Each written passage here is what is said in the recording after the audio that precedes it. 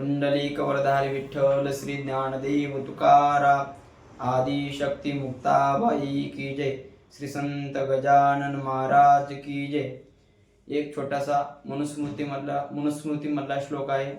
इमं लोकं मातृभक्त्या पितृभक्त्या तु मध्यमं गुरु शुश्रूषया त्वेवं ब्रह्मलोकं समश्नुते।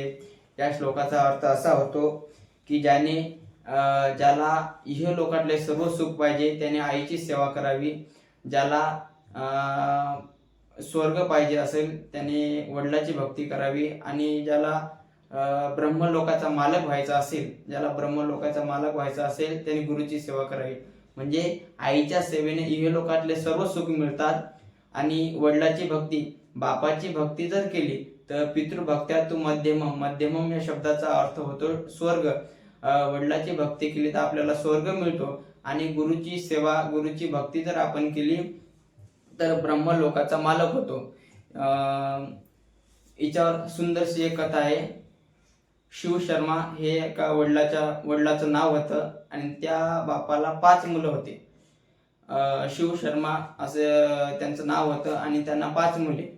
त्या 5 मुलांचं नाव होतं यज्ञ शर्मा, वेद शर्मा, धर्म शर्मा, विष्णू शर्मा आणि सोम शर्मा असे 5 मुलं होते।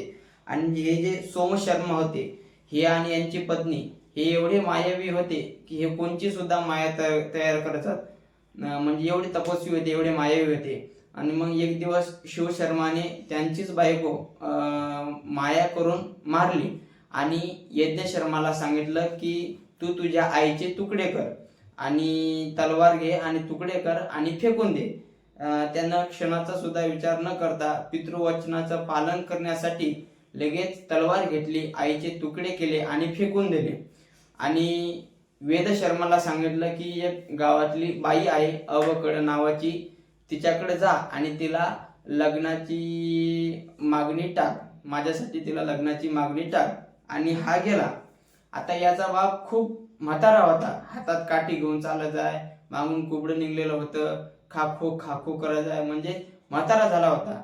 आणि त्या म्हाताऱ्याचं नाव होतं शिव शर्मा। आणि यानं सांगितलं या वेद शर्माला की तू जा, गावातील एक अवकड नावाची बाई आहे त्या बाईला सांग की लग्नाची त्याला मागणी टाक। मग हा गेला, आणि हा गेल्याच्या नंतर मग हा तरुण होता, हा दिसायला सुंदर होता, चांगला होता, सुशोभित होता, तरुण होता। आणि मग हा त्या बाईकडे गेला की माझ्या वडिलाला तुझ्या संगे लग्न करायचं आहे। ती म्हणेल वा तो बाप एवढा मोठा म्हातारा, हातात काडी घेऊन चालते, तू काही बोलायला लागला, मी त्या बापा संग लग्न करणार आहे का? तू या संग करू शकते। त्यावेळेस वेद शर्मा म्हणतात, ज्या अर्थी माझ्या बाबाला तुझ्याविषयी लग्न असं करा असं वाटत असेल त्या अर्थी तू माझी आई झाली, आणि एक आई एका मुलाला असं बोलू शकत नाही। त्यावेळेस ती बाई म्हणते मी लग्न करणार नाही, हा म्हणजे तुला करावंच लागेल। मग असं त्यांचं लेवल बोलणं झालं। ती म्हणे मग मी लग्न करते म्हणे, पण एक अट आहे म्हणे माझी। हे म्हणे तुझी अट सांग, पण तुला लग्न तर करावंच लागेल। मग ती बाई म्हणते स्वर्गातल्या सर्व लोकांचं देवांचं मला दर्शन करून दे। ते म्हणे काही हरकत नाही। मग यानं लगेच सर्व देवांना बोलवलं। मी जर खरा पितृभक्त असेल तर आपण सर्व देवांनी यावं आणि या माझ्या आईला दर्शन द्यावं। इंद्रा सगळे हजर झाले आणि दर्शन दिलं, आणि त्या वेद शर्माला सर्वांनी आशीर्वाद दिला की तुला काय पाहिजे असं सांगितलं। त्यावेळेस वेद शर्मा म्हणतात की माझ्या अंतःकरणातून माझ्या वडिलांची भक्ती कवा जाणार नाही, असं मला आशीर्वाद, असं तुम्ही दान आशीर्वाद मला द्या। सगळ्यांनी तथास्तु वेद शर्माला आशीर्वाद दिला, आणि मग देव निघून गेले। मग आता एवढ्या मोठ्या देवाचं दर्शन त्या बाईला वेद शर्माने घडून दिलं। आता ती बाई म्हणजे त्या बाईनं फक्त गावातला झाव्या पाटील पाहिलं होता, याच्याशिवाय दुसरं काही त्या बाईनं पाहिलं नव्हतं। आणि मग आता त्या बाईने तयार व्हावं का नाही, पण ती बाई तयार नाही झाली। ती बाई बसली आठवून, म्हण तू काय म्हणे, तू तर बाई तपस्वी आहे म्हणून दिलं तो आम्हाला दर्शन घडून, तू एक तपस्वी आहे। ते म्हणे मग आता लग्नानंतर तयार झालीस ना तू? ते नाही, एक काम कर म्हणे, तू मुंडकं कापून माझ्या हाती दे म्हणे। यानं काहीच विचार न करता लगेच मुंडकं कापून तिच्या हातात दिलं आणि मग ती गेली शिवशर्माकडे, म्हणे बाबा मी लग्न करायला तयार आहे, पण तुमचा पोरगा तर काही वेगळाच आहे म्हणे, वेगळाच पितृनिष्ठ आहे म्हणे, वेगळाच तुमची तुमची भक्ती तर वेगळीच आहे, काय सेवेत तल्लीन असतो हा, की म्या फक्त त्याला सांगितलं म्हणे बाबा, म्या म्हणलं मजाकीत म्हणलं म्या त्याला की बाबा दे तुझी मुंडी कापून. त्यानं काहीच नाही विचार करता डायरेक्ट त्याची मान मुंडकं हे एवढं असं कापून दिलं. आणि मग त्याचे जे भाऊ होते वेद शर्मा, विष्णू शर्मा आणि सोम शर्मा, हे सर्व त्याची स्तुती करू लागले की वा, वडिलांच्या सेवेमध्ये याचा प्राण गेला, किती भाग्य असेल, अहो भाग्यम अहो भाग्यम, असे सर्व ते तिघे जण याची स्तुती करू लागले. आणि मग शिवशर्माने म्हणजे वडिलांनी त्या वेदशर्मा धर्मशर्माला सांगितलं की तू तुझ्या या वेदशर्मा नावाच्या भावाला जिवंत कर. मग धर्मशर्माने धर्मराजाला विनंती केली की आपण यावं आणि या माझ्या भावाला आपण जिवंत करावं. मी जर खरा पितृभक्त असेल तर आपण स्वतः यावं आणि या माझ्या भावाला जिवंत करावं. आणि मग धर्मदेवता आले आणि आल्याच नंतर त्याला जिवंत केलं आणि धर्मशर्माला आवाज दिला, आपल्या धर्मशर्माला आशीर्वाद दिला की तू असा तुझ्या वडिलाचा पितृभक्त राहशील, असा आशीर्वाद दिला. आणि धर्मदेवता तिथून निघून गेले.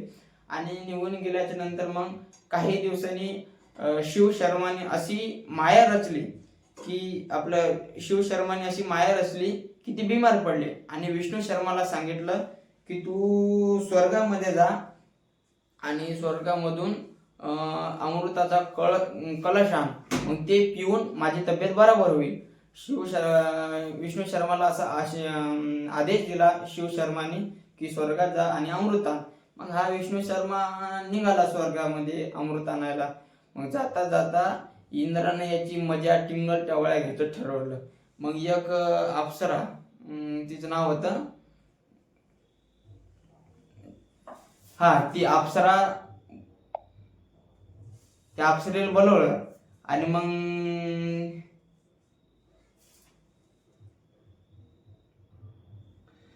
मग त्या इंद्राने मेनका नावाच्या अप्सरेला पाठवलं. मग ती मेनका त्या विष्णू शर्माला पाहून म्हणते योगी बाबा देख लो ना, योगी बाबा देख लो ना. मग ती त्या विष्णू शर्मा पुढे डान्स करू लागली, अशी नाचू लागली.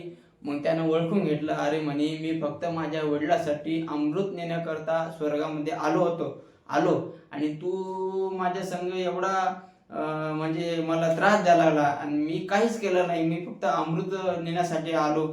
मग त्यानं डायरेक्ट इंद्राला पदच्युत करायचं ठरवलं, म्हणजे इंद्रालाच पदावरून काढायचं ठरवलं. म्हणजे बघा पितृशक्तीमध्ये, पितृभक्तीमध्ये किती ताकद असते, किती पावर असते. याच्यावरून आपल्याला लक्षात येईल की पितृची सेवा केली म्हणजे वडिलांची सेवा केली तर किती अंगामध्ये शक्ती असते. तर मग यानं डायरेक्ट त्या इंद्रदेवाला पदच्युत करायचं ठरवलं, इंद्राला पदावरून खाली काढायचं ठरवून दिलं. आणि इंद्रदेव खाली निघणार, पदावरून निघणार, लगेच इंद्रदेवानं स्वतः विष्णू शर्माला अमृत आणून दिलं. आणि विष्णू शर्माने अमृत घेतलं आणि खाली आले. आणि खाली आल्यानंतर वडिलाला अमृत दिलं. आणि त्याच्या आधीच वडील ठीक झालेले होते. मग